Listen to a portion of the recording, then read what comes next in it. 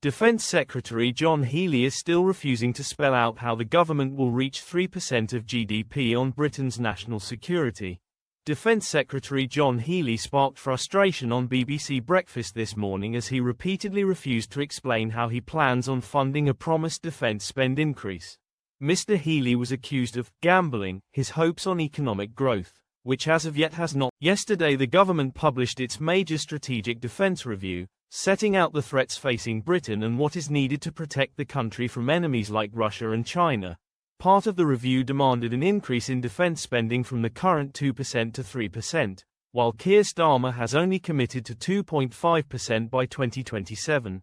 The top Labour minister was ambushed by the blunt question, "How are you going to pay for this?" Mr. Healey merely explained how the government plans on funding its 2.5% commitment with a £5 billion spending increase in defence, rather than addressing the 3% requirement. Host Sally Nugent called the minister out on this, hitting back, "So that's to get to 2.5%. Beyond that, how are you going to pay for it? Because we have discussed with you on this programme before, the percentage needs to go up." Mr. Healey repeated his point about how the government is set to reach 2.5% of GDP on defence, sparking Ms. Nugent to, she said, "Forgive me. I don't quite understand this.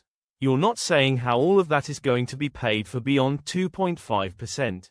Mr. Healey responded, "Well, we've said how we'll pay for the 2.5%. We will never make commitments to increase funding unless we can show how we're paying for them. And we're switching money out of overseas development aid in this parliament to be able to increase this defense spending, a record increase, a level this country has not spent since 2010.